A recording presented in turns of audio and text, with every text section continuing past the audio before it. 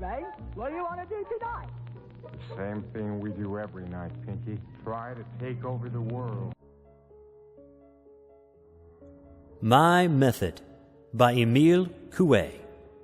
This audio is brought to you by YouAreCreators Inc. and is free to use and download. Chapter 1. I wish to say how glad I was to come into personal contact with the great American public on their own side of the Atlantic. And at the same time, I could not help feeling just a little embarrassed. I had an idea that people on that continent expected from me some wonderful revelation, bordering on the miraculous, whereas, in reality, the message I have to give is so simple that many are tempted at first to consider it almost insignificant. Let me say right here, however, that simple as my message may be, it will teach those who consent to hear it and to give it fair thought a key to permanent physical and moral well-being which can never be lost. Autosuggestion is disconcerting in its simplicity. To the uninitiated, autosuggestion or self-mastery is likely to appear disconcerting in its simplicity. But does not every discovery, every invention seem simple and ordinary once it has become vulgarized and the details or mechanism of it known to the man in the street? Not that I'm claiming autosuggestion is my discovery. Far from it. Autosuggestion is as old as the hills. Only we had forgotten to practice it. And so we needed to learn it all over again. Think of all the forces of the universe ready to serve us. Yet centuries elapsed before man penetrated their secret and discovered the means of utilizing them. It is the same in the domain of thought and mind. We have at our service forces of transcendent value of which we are either completely ignorant or else only vaguely conscious. Power of autosuggestion known in the Middle Ages. The power of thought, of idea, is incommensurable, is immeasurable. The world is dominated by thought. The human being individually is also entirely governed by his own thoughts, good or bad. The powerful action of the mind over the body, which explains the effects of suggestion, was well known to the great thinkers of the Middle Ages, whose vigorous intelligence embraced the sum of human knowledge. Every idea conceived by the mind, says St. Thomas, is an order which the organism obeys. It can also, he adds, engender a disease or cure it. The efficaciousness of autosuggestion could not be more plainly stated. Pythagoras and Aristotle taught autosuggestion. We know, indeed, that the whole human organism is governed by the nervous system, the center of which is the brain, the seat of thought. In other words, the brain, or mind, controls every cell, every organ, and every function of the body. That being so, is it not clear that by means of thought we are the absolute masters of our physical organism, and that, as the ancients showed centuries ago, thought, or suggestion, can and does produce disease or cure it? Pythagoras taught the principles of autosuggestion to his disciples. He wrote, God the Father, deliver them from their sufferings and show them what supernatural power is at their call. Even more definite is the doctrine of Aristotle, which taught that a vivid imagination compels the body to obey it, for it is a natural principle of movement. Imagination, indeed, governs all the forces of sensibility, while the latter, in its turn, controls the beating of the heart, and through it sets in motion all vital functions. Thus, the entire organism may be rapidly modified. Nevertheless, however vivid the imagination, it cannot change the form of a hand or foot or other member. I have a particular satisfaction in recalling this element of Aristotle's teaching, because it contains two of the most important, nay, essential principles of my own method of autosuggestion. 1. The dominating role of the imagination. 2. The results to be expected from the practice of autosuggestion must necessarily be limited to those coming within the bounds of physical possibility. I shall deal with these essential points in greater detail in another chapter. Unfortunately, all these great truths, handed down from antiquity, have been transmitted in a cloudy garb of abstract notions, or shrouded in the mystery of esoteric secrecy, and thus have appeared inaccessible to the ordinary mortal. If I have had the privilege of discerning the hidden meaning of the old philosophers, or extracting the essence of a vital principle, and of formulating it in a manner extremely simple and comprehensible to modern humanity, I have also had the joy of seeing it practiced with success by thousands of sufferers for more than a score of years. Slaves of suggestion and masters of ourselves. Mark well, I am no healer. I can only teach others to cure themselves and to maintain perfect health. I hope to show, moreover, that the domain of application of autosuggestion is practically unlimited. Not only are we able to control and modify our physical functions, but we can develop in any desired direction our moral and mental faculties merely by the proper exercise of suggestion. In the field of education, there is vast scope for suggestion. From our birth to our death, we are all the slaves of suggestion. Our destinies are decided by suggestion. It is an all-powerful tyrant of which, unless we take heed, we are the blind instruments. Now, it is in our power to turn the tables and to discipline suggestion, and direct it in the way we ourselves wish. Then it becomes autosuggestion. We have taken the reins into our own hands and have become masters of the most marvelous instrument conceivable. Nothing is impossible to us except, of course, that which is contrary to the laws of nature and the universe. How are we to attain this command? We must first thoroughly grasp at least the elements of the mechanism of the mental portion of what constitutes the human being. The mental personality is composed of the conscious and the subconscious. It is generally believed that the power and acts of a man depend almost exclusively upon his conscious self. It is beginning to be understood, however, that compared with the immensity of the role of the subconscious, that of the conscious self is as a little islet in a vast ocean, subject to storm and tempest. Dominance of the subconscious is over the conscious. The subconscious is a permanent, ultra-sensitive photographic plate which nothing escapes. It registers all things, all thoughts, from the most insignificant to the most sublime. But it is more than that. It is the source of creation and inspiration. It is the mysterious power that germinates ideas and effects their materialization in the conscious form of action. If we agree that the point of departure of our joys, our sorrows, our ills, our well-being, our aspirations, of all our emotions, is in our subconscious self, then we may logically deduct that every idea germinated in our mind has a tendency to realization. Hundreds of examples drawn from little incidents of everyday existence enable us to verify the truth of all of this. To illustrate action of thought on the emotive faculties we have, but to remember any grave accident or harrowing spectacle of which we have been a witness immediately to feel the sensations of pain or horror with greater or less intensity according to our individual temperament. Imagine you are sucking a lemon. A simpler and perhaps even more striking example is the classic one of the lemon. Imagine that you are sucking a juicy, sour lemon and your mouth will inevitably and instantaneously begin to water. What has happened? Simply this.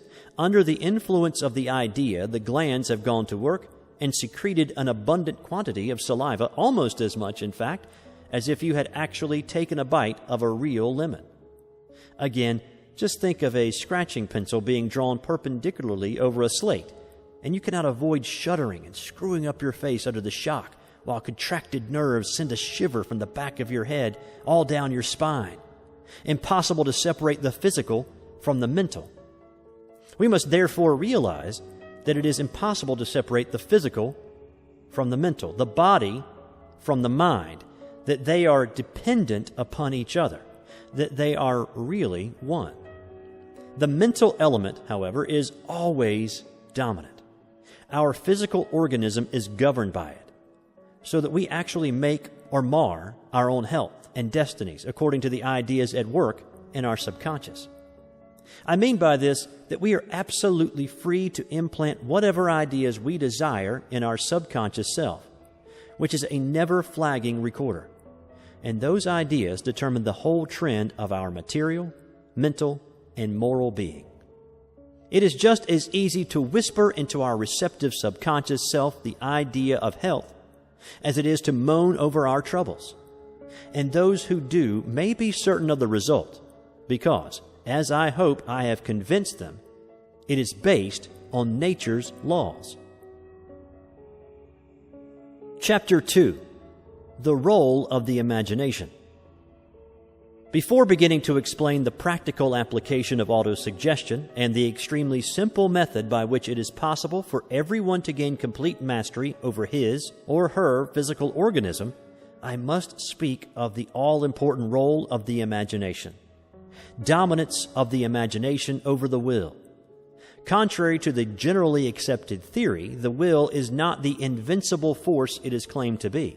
In fact, whenever imagination and will come into conflict, it is always imagination that triumphs. Try to do something while you are repeating, "I cannot do it," and you will see this truth confirmed. The mere idea of inability to accomplish a thing paralyzes the willpower. Self-mastery is attained when the imagination has been directed and trained to conform with our desires, for although in one sense the imagination is inclined in the subconscious, yet it dominates the latter. And therefore, if we know how to guide it, our subconscious self will take charge of our material being and do its work just as we wish it to be done. Or, in other words, exactly in conformity with our conscious suggestions. I cannot too strongly insist that in the practice of autosuggestion, the exercise of will must be strictly avoided, except in the initial phase of directing or guiding the imagination on the desired lines. This is absolutely the only manifestation of will necessary, or even desirable. Any other voluntary effort is positively harmful in connection with autosuggestion, and will almost certainly have an effect contrary to the one desired. Analyze the so-called strong-willed characters of history, Caesar, Napoleon, etc. You will find that they were all men of big imagination. Certain ideas were implanted in their minds, and their tenacious suggestions impelled them into action. This, however, is a digression. Law of converted effort. What I want to drive home for the moment is the law of what my friend Charles Baudouin calls converted effort. Suppose a man suffering from insomnia decides to try the effect of autosuggestion. Unless previously warned, he will repeat to himself phrases like this: I want to sleep. I will sleep. I am going to sleep. And all the time, he will be making desperate efforts to coax sleep. That is fatal. The very fact of exerting effort has converted the latter into a force acting in a sense contrary to the original suggestion, with the result that the poor man tosses and turns in his bed in sleepless wretchedness. The imagination should be unhindered. Let the imagination do its work alone, unhindered, be quite passive. Through mysterious, still unexplained processes, our subconscious self-accomplishes marvelous things. Think of the very commonest movements of the human body and ask yourselves how they are operated. What has set in motion the complicated mechanism when you stretch your arm to reach a glass on a table or when you take a cigarette from your case? No one knows. But if we cannot explain the phenomenon, we do not know that in actual fact it is an order resulting from a mere suggestion which is transmitted through the nervous system and translated into action at a speed infinitely greater than that of lightning. Examples of the power of the imagination. Thousands of examples of the power of imagination may be found in everyday life. There is the one given by Pascal, and so often cited, which I cannot help repeating here because it is such a perfect illustration. No one would have the slightest difficulty in walking along a foot-wide plank placed on the ground. But put the same plank across a street at the height of one of your American skyscrapers. Blondel himself would not have dared trust himself on it. Anyone who did would assuredly fall to death. No clearer proof of the power of an idea could be desired. There is, however, another striking example in the impunity with which sleepwalkers perform the most perilous feats, such as wandering about on a roof, hugging the extreme edge of it, to the terror of their friends who may happen to perceive them. If awakened suddenly, a sleepwalker in such a position would inevitably fall. Here is another. Dr. Pinaud, in his book De la philosophie et de la longévité, relates that in the middle of a large dinner party, the cook rushed in to announce that she had made a mistake and mixed arsenic with the food instead of some other ingredient. Several persons were immediately seized with pains and sickness, which only ceased when the cook came back to say that it was a false alarm. There had been no such dreadful error. I have said enough to prove the irresistible influence of the idea or imagination over the physical organism. It determines pain, movement, emotions, and sensations. Its effect is both moral and physical. We may logically conclude, therefore, that human ailments, which are nothing but disturbances of the natural equilibrium of all the elements of our being, can be cured by the right kind of idea or suggestion. The moral factor in all disease. To begin with, there is in every disease of no matter what nature a moral factor which no doctor can afford to ignore. Some medical authorities in France estimate this moral factor as representing from 40 to 50% of the chances of recovery. A patient who says to himself, "I am getting better," vastly increases his vital forces and hastens his recovery. By gently putting our imagination on the right track, we are sure of aiding nature, who manifests herself through the medium of our subconscious self. The instinct of self-preservation is but a manifestation of nature. At the first sound of alarm, she hastens to the rescue. A cut finger or other wound is followed by a rush of red globules to the injured part. That wonderful subconscious self of ours does it. For it knows and commands every movement of our being, every contraction of our heart, the minutest vibration of every cell in our organism. It is the sublime instrument which we are so apt to misuse by allowing bad, disturbing, or discouraging thoughts to interfere with its work, instead of allowing it to function smoothly and harmoniously. Miracles are attributed to the fakirs of India.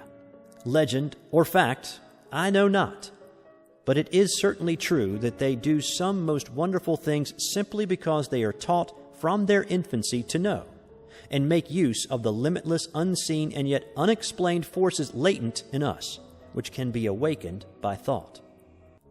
The limitations of autosuggestion are unknown. I am often asked, what are the limitations of autosuggestion?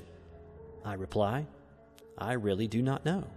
The cures I have seen have appeared sometimes so amazing, so incredible, that I decline theoretically to place any limit at all. Although, of course, I must insist, nothing must be expected from autosuggestion which is obviously outside the domain of material possibilities. For instance, it would be absurd to ask for the growth of a new arm or a new leg, despite the fact that the lobster seems to know how to grow a new claw when it is necessary. There are persons who, by long practice and concentration, have acquired an amazing power over their bodily functions. Cases are known to the medical faculty of Paris of men able to increase at will the speed of their heartbeats from 90 to 120, or diminish it to such a degree that the heart seems almost to stop. In another chapter, I shall talk of the diseases actually cured by autosuggestion, and in general of its sphere of curative possibilities. Let it be thoroughly realized that thought, or suggestion, is able to mold the human body as a sculptor chisels his clay. Thought is an act. It is more than Burnham believed when he wrote, "Suggestion is an idea which can be transformed into action." Certain it is that cases declared to be incurable have been cured by autosuggestion, and not only diseases of a functional nature. Sores and wounds of long standing which had resisted all other treatments have been healed rapidly by suggestion. Was it not Dr. Carnot who said, "The wounds of victorious soldiers heal more rapidly than those of the vanquished"? I can declare without hesitation that whatever the illness, the practice of rational autosuggestion will always effect an appreciable improvement in the patient's condition, even if the disease itself be incurable. Chapter 3. Autosuggestion in Practice. After the preceding explanations of the theory of autosuggestion, my readers are certainly anxious to be initiated in the method of putting it into actual practice. We have seen that our physical organism is completely dominated by our subconscious self, which, obeying every suggestion of no matter what nature, transmits it as an order to every fiber of the body, and that the latter responds or reacts immediately. The only obstacle to the perfect accomplishment of the operation is the intervention of the conscious will or reason at the same time. What we want to know, therefore, is the mechanisms by which we may acquire control of our subconscious self. In other words, achieve self-mastery. Simplicity of controlling the subconscious. The method is simplicity itself, so simple that it has been scoffed at, as all simple solutions of seemingly complicated problems have been scoffed at. But its logic is irrefutable, and its effects are demonstrated every day of our lives. All that is necessary is to place oneself in a condition of mental passiveness, silence the voice of conscious analysis, and then deposit in the ever-awake subconscious the idea or suggestion which one desires to be realized. Every night, when you have comfortably settled yourself in bed and are on the point of dropping off to sleep, murmur in a low but clear voice, just loud enough to be heard by yourself, this little formula. Every day, in every way, I am getting better and better. Recite the phrase like a litany, 20 times or more, and in order to avoid distracting your attention by the effort of counting, it is an excellent idea to tick the number off on a piece of string tied in 20 knots. Puerile! Perhaps. Yet it suffices to set in motion in the desired direction the stupendous forces of which we may be masters if we will. It is a mere suggestion, but that suggestion cast into the mysterious laboratory of the subconscious self is instantaneously translated into an active, living force. Like the oracles of the ancients well knew the power, often the terrible power, contained in the repetition of a phrase or a formula. The secret of the undeniable influence they exercised through the old oracles resided probably, nay, certainly, in the force of suggestion. Yes, my method of self-cure by autosuggestion is undoubtedly simple. It is easy to understand and just as easy to practice. Yet the human mind is today what it was in the days of the oracles. It insists on associating the healing of the body or mind with complicated theories and processes which, in reality, is quite unnecessary. Why complain if things are made easy for you? People may wonder why I am content to prescribe such a general and apparently vague formula as every day, in every way, I am getting better and better, for all and every ailment. The reason is, strange as it may seem, that our subconscious mind does not need the details. The general suggestion that everything in every way is going well is quite sufficient to set up the procedure of persuasion which will carry its effects to the different organs and improve every function. I have had remarkable demonstration of this in the course of my long teaching and experiments. Time and again, I have seen patients cured not only of the particular disease for which they sought relief, but also of minor disabilities which they had almost forgotten. Why a general suggestion is better than specific suggestions? The fact is, our subconscious knows much more than we can ever know ourselves about our physical organism.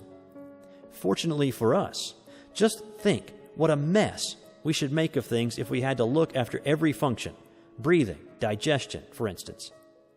Who is it that takes charge of such a complicated job? The subconscious mind. And if it ever does its work badly, it is always because, in some way or another, we have voluntarily meddled with it. Every organ or function is connected with and depends in some degree upon others.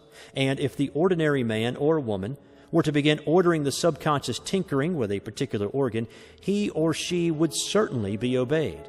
Only the chances are that something else would then go wrong as a result of insufficient knowledge or perhaps complete ignorance of physiology on the part of the conscious mind. Don't concentrate, so just leave it to the subconscious. Avoid all effort. When you recite your phrase, "Every day, in every way, I am getting better and better," you must relax all strain and tension. Do not seek to concentrate your thoughts. Concentration is very valuable and necessary when conscious reasoning is to be done, but fatal to the success of autosuggestion. Isolate yourself from everything likely to distract your attention, however. Close your eyes if possible. You can obtain mental isolation in a crowd, in a streetcar, if need be, and there is no reason why you should not practice autosuggestion in such conditions in the daytime, always providing you succeed in putting yourself in the right state of passiveness. At the risk of being accused of tedious repetition, I must insist on the necessity of passiveness and inertia. Do not think you must struggle to impose your suggestion. The very fact of making it an effort will bring into play the conscious will, and that will actually raises a barrier between the subconscious and the suggestion and prevents the latter from penetrating. Now, from what I have said of the superiority of a general formula of autosuggestion, it must not be thought that I altogether discourage the application of suggestion to specific complaints. On the contrary, it is to be recommended unreservedly in all cases where it is desired to relieve pain, correct functional disorders, or alleviate their symptoms. How to banish pain. For such purposes, here is my procedure. To cause pain to vanish, rub the affected spot lightly but rapidly with your hand, at the same time repeating in an undertone, so swiftly as to make of it a mere gabble the words, "Ça passe." In a few minutes, the pain should disappear, or at the very least, be considerably diminished. The reason for gabbling the words is to avoid the risk of any other extraneous or contrary thought slipping in through fissures, which might result from a more distinct but slower diction. For the same reason, I advise English-speaking people to stick to the French version, it being much easier to say "ça passe" quickly than the longer and more awkward expression "it is passing" or "it is going." How to go to sleep. Sufferers from sleeplessness will proceed in another way. Having settled themselves comfortably in bed, they will repeat, not gabble, "I am going to sleep. I am going to sleep," in a quiet, placid, even voice, avoiding, of course, the slightest mental effort to attain the desired result. The soporific effect of this droning repetition of the suggestion soon makes itself felt, whereas if one actually tries to sleep, the spirit of wakefulness is kept alive by the negative idea, according to the law of converted effort. Insomnia, indeed, affords a striking demonstration of the disastrous effect of the exertion of the will, the result of which is just the contrary to the one desired. Stammering, lack of confidence, and paralysis cured. Stammering, again, is a painful affliction which readily yields to autosuggestion. I have known cases of cures being effected in one sitting, though this, naturally, is rare. What is the cause of stammering? Merely the fear or the idea that one is going to stammer. If you can substitute for that idea the conviction or the suggestion that you are not going to stutter, that if you can say 10 words without stuttering, there is no reason why you should stumble over the 11th, then you are cured. Nervousness, timidity, lack of confidence, and still worse, nervous phenomena can be eradicated by the practice of autosuggestion, for they are simply the consequences of self-suggestion of a wrong, unnatural character. Those who suffer from such infirmities must set up a different train of suggestions by saying, "I am not nervous. I am well and full of confidence. All is going well. In a fit of anger, try the effect of suddenly murmuring, I am calm, and you will be surprised. There are quite a number of cases of paralysis which are due only to the patient's belief in his or her inability to use the affected limb or member. They can all be cured easily, certainly. Implant the notion, I can walk, I can move my arm or leg or finger, and the cure is accomplished. Why? Because although the lesion which originally produced the paralysis has healed already, the patient has lost the habit of using his limb and still thinks he is unable to do so. It is obvious that, strong as that subconscious notion may be in its effects, those of a contrary notion must be equally strong if only the suggestion can be conveyed to the subconscious mind. That is the whole secret. Chapter 4. Diseases that can be cured. Let us now talk a little about specific diseases which can be cured by autosuggestion. I must repeat what I have said in a previous chapter, that it is very difficult to place any limit to the powers of autosuggestion, within the bounds of possibility, of course. For even in cases of maladies described as incurable, I have had occasion to observe such extraordinary improvement effected in the patient's condition that the most extravagant hopes would seem justified. Organic diseases can be influenced. It can be affirmed without hesitation that even organic disorders come within the influence of autosuggestion. I am aware that this contradicts the theory of a number of doctors who, perhaps, judge the matter rather too hastily.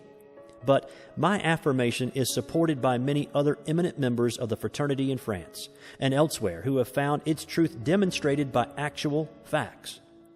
Dr. Vacher, professor of the School of Psychotherapeutics at Paris, and a distinguished member of the growing corps of physicians who have begun to employ autosuggestion and suggestion as an adjunct to the ordinary resources of medicine, cited recently the case of a young woman cured of ulcers in the stomach by the new method. There was no diagnostic error. X-ray photographs had been taken. A surgical operation had been prescribed. By means of suggestion, unaided by drugs or other treatment, the patient was cured within 2 months. In the first week, the vomiting had ceased.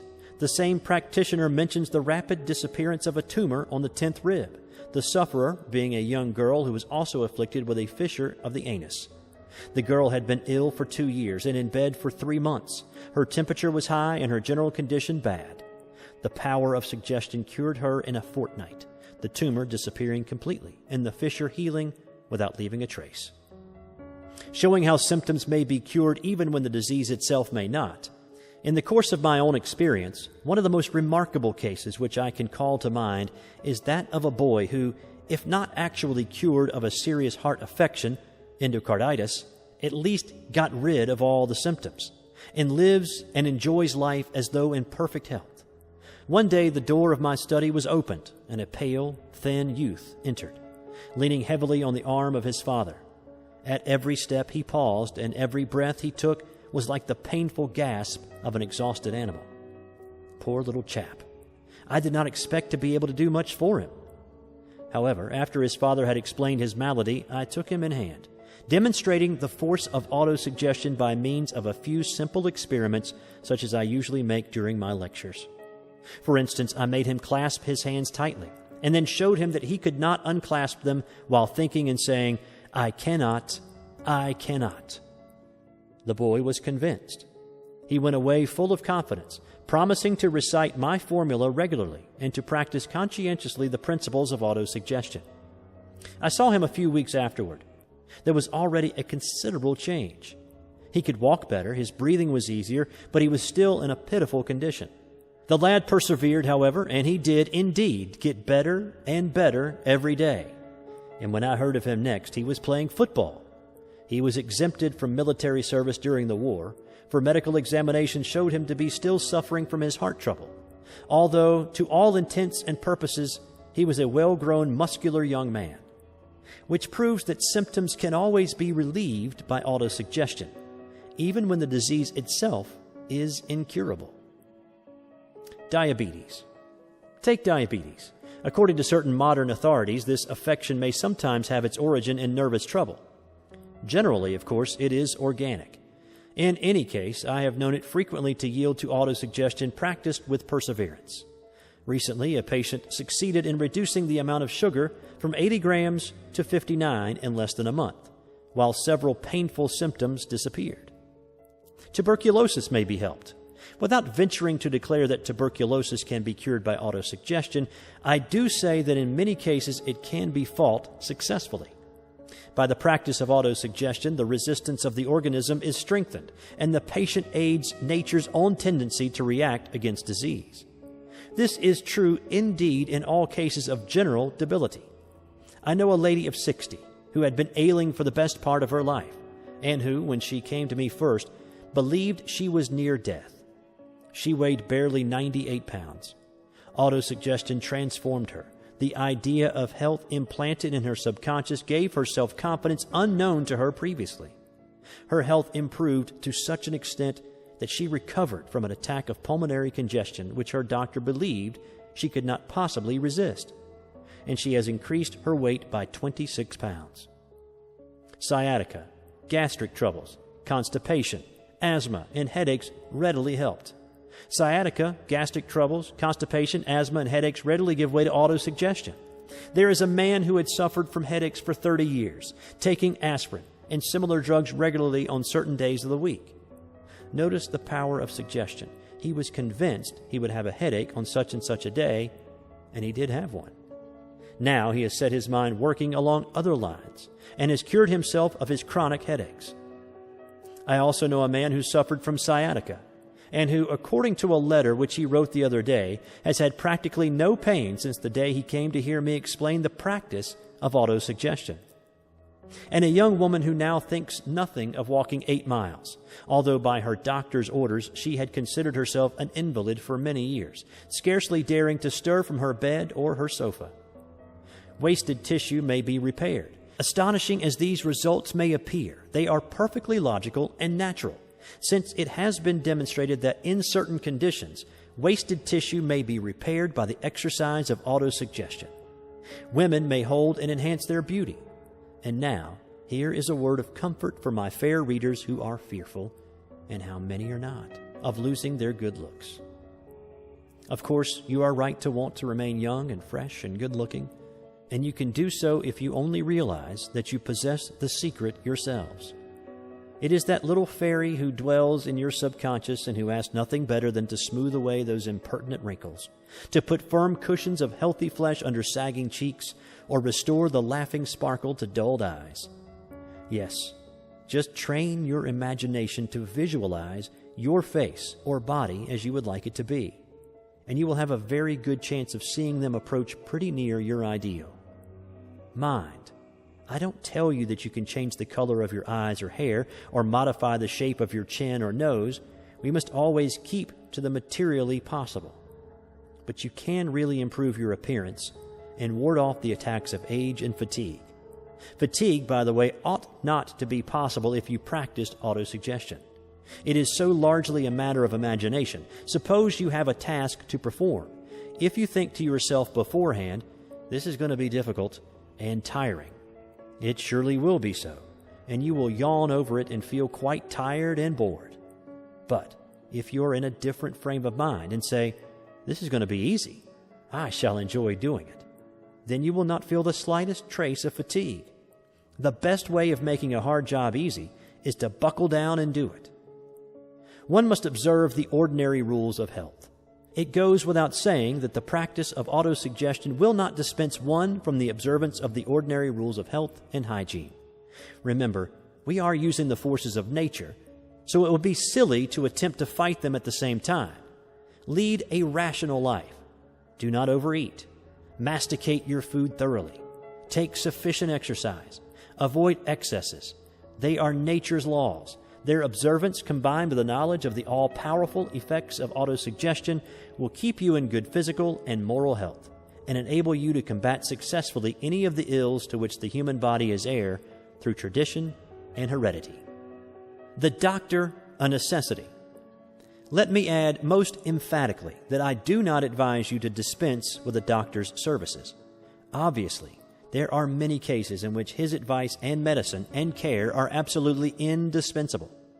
And always a doctor's presence and prestige and cheering words are helpful to the patient, especially if he also takes advantage of the wonderful instrument at his disposition and accompanies his prescription with the proper suggestions. The results will be attained with much greater rapidity. I want both patients and doctors to understand that autosuggestion is a most formidable weapon against disease.